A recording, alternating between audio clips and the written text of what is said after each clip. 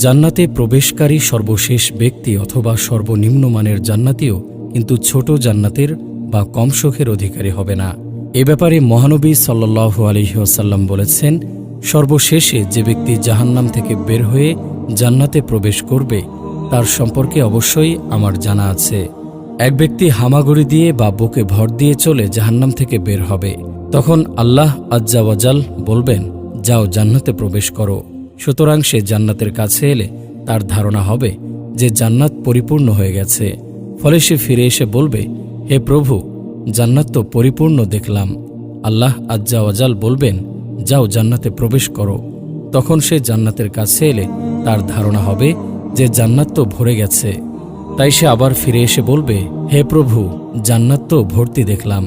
তখন আল্লাহ আজ্জা ওয়াজাল বলবেন, যাও জান্নাতে প্রবেশ করো। তোমার জন্য থাকলো পৃথিবীর সমতুল্য এবং তার 10 গুণ পরিমাণ বিশাল জান্নাত, অথবা তোমার জন্য পৃথিবীর 10 গুণ পরিমাণ বিশাল জান্নাত রইল। তখন সে বলবে, হে প্রভু, তুমি কি আমার সাথে ঠাট্টা করছো, অথবা আমার সাথে হাসি মজাক করছো? অথচ তুমি বাদশাহ, হাসি ঠাট্টা তোমাকে শোভা দেয় না। বর্ণনাকারী বলেন, তখন আমি রাসূলুল্লাহ সাল্লাল্লাহু আলাইহি ওয়াসাল্লামকে এমনভাবে হাসতে দেখলাম যে তার চোয়ালের দাঁতগুলি প্রকাশিত হয়ে গেল। তিনি বললেন, এ হলো সর্বনিম্ন মানের জান্নাতি। এ জান্নাতি যখন জান্নাতের বাসস্থানে প্রবেশ করবে তখন তার 2টি হুরি স্ত্রী তার নিকট এসে বলবে, সেই আল্লাহর প্রশংসা যিনি তোমাকে আমাদের জন্য এবং আমাদেরকে তোমার জন্য বাঁচিয়ে রেখেছেন। তখন সে বলবে, আমাকে যা দেয়া হয়েছে তা অন্য কাউকে দেয়া হয়নি। মুসলিম। বিচার দিনে মুমিনরা মাত্র জোহর থেকে আসরের সময়কাল অবধি অপেক্ষা করবে। অতঃপর তাদেরকে জান্নাতে প্রবেশাধিকার দেয়া হবে।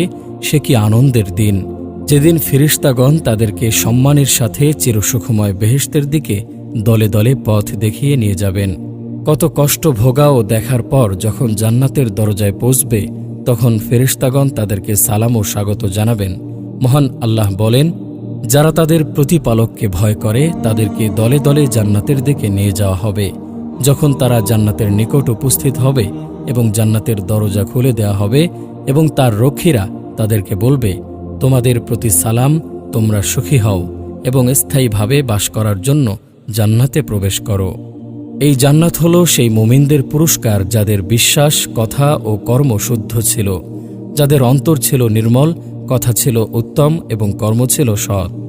তবে বেহেশতে পৌঁছানোর আগে কিছু কষ্ট স্বীকার অবশ্যই করতে হবে। জান্নাতে যাওয়ার আগে জাহান্নামের ওপর স্থাপিত পুল আছে, সেই পুল পার হয়ে যেতে হবে জান্নাতে। পুল পার হওয়ার আগে মুমিনদের আফসোসের দেনা পাওনার প্রতিশোধ দেয়া নেয়ার ব্যবস্থা